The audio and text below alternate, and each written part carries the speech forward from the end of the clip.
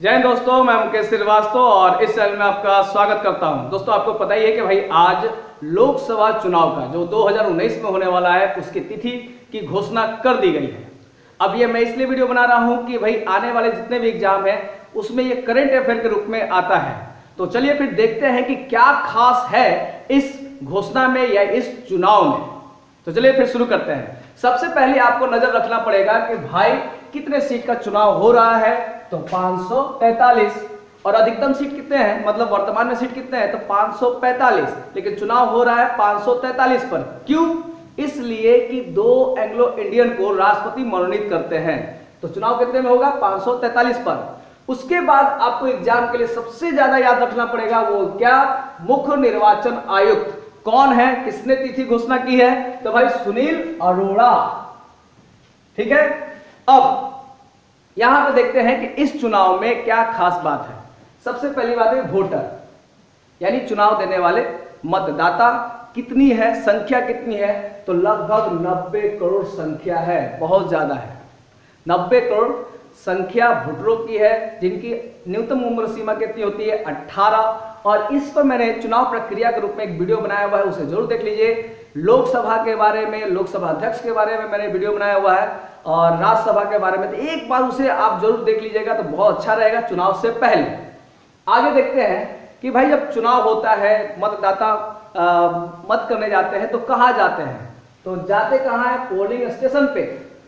और इस बार polling station बनाया जा रहा है 10 लाख। पिछले बार 2014 में करीब 9 लाख था, अभी 5 साल बाद यानी 2019 में 10 लाख वोटिंग स्टेशन बनाया जाएगा।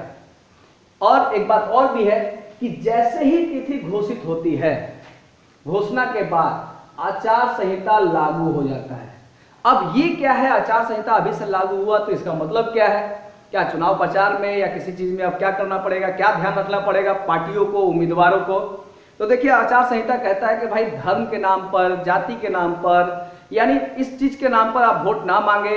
इवन अभी हाल ही में कह दिया निर्वाचन आयोग ने कि भाई सेना के नाम पर भी आप वोट नहीं मांगिए, शहीदों के नाम पे आप वोट नहीं मांग सकते हैं। दूसरी बात की जो पक्ष में जो सरकार है, जैसे मान लीजिए अभी बीजेपी की सरकार है, तो बीजेपी की सरकार अब कोई घोषणा नहीं कर सकती है, जैसे कि कोई परियोजना का उद्घाटन अब नहीं हो सकता है। तो अब जो करना था वो कर चुके हैं। अब जो है कि यहां से अब वो प्रचार करेंगे, कोई परियोजना का उद्घाटन नहीं होगा। क्लियर? तो इसे ही बोलते हैं आचार संहिता। और अगर आचार संहिता में कोई पार्टी संलिग्न माना जाता है या कोई शिकायत हो तो आप शिकायत कर सकते हैं। इसके लिए एक हेल्पलाइन दिया गया है, तो हेल्पलाइन जरूर याद रखिएगा।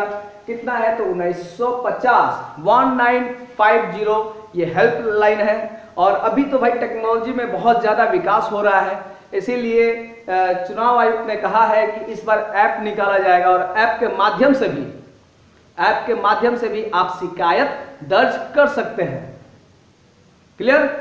उसके बाद ईवीएम मशीन की बात करते हैं। जैसे ऐप ये हो गया, ईवीएम मशीन पे बहुत ज्यादा विवाद चल रहा था कि भाई आप बैलेट पेपर में कराइए या ईवीएम मशीन पे नहीं होगा तो हैक हो जा रहा है, तो ऐसा कुछ बात आ रही थी। तो इस बार चुनाव आयोग ने कह दिया कि नहीं भाई, चुनाव होगा तो ईवीएम मशीन पे ही होगा, लेकिन उसके लिए भ्रष्टाचार को रोकने के लिए या शक को हटाने के लिए इसमें कुछ प्रयोग किया गया है। यहाँ पे देखिए, ईवीएम मशीन पर उम्मीदवार का भी फोटो होगा। जैसे आप देखते हैं चुनाव चिन्ह का फोटो रहता था, उसके साथ साथ उम्मीदवार का भी फोटो रहेगा। प्लस इस बार पूरे लोकसभा में पहली बार वीवीपीएटी का प्रयोग किया जाएगा। जैसे मान लेते हैं कि कोई उम्मीदवार वोट कर देने जाता है तो एक पेपर के रूप में भी उनके पास रहेगा कि भाई आपने इसी पार्टी को वोट दिया है। अगर जरूरत पड़ा तो इस पेपर की भी काउंटिंग की जा सकती है। जैसे कि बी से हो जाएगा वोटर, बी से वेरीफाइड, पी से पेपर, ए से ऑडिट और टी से ट्रायल। ठीक? तो ये भ्रष्टाचार को रोकने के लिए ये इस तरह का प्रयोग किया जा रहा है।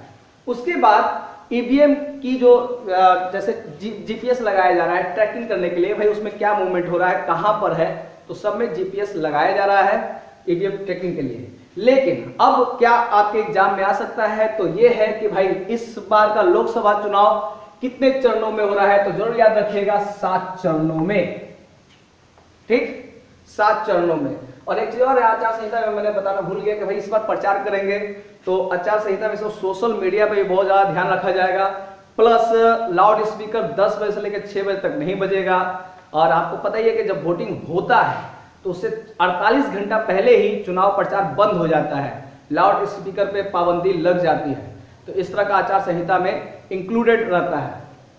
आगे देखते हैं चुनाव कितने चरणों में हो रहा है, तो 7 चरणों में हो रहा है, जैसे कि 11 अप्रैल, 18 अप्रैल, 23 अप्रैल और 29 अप्रैल, यानी अप्रैल में 4 चरण में चुनाव हो जाएगा।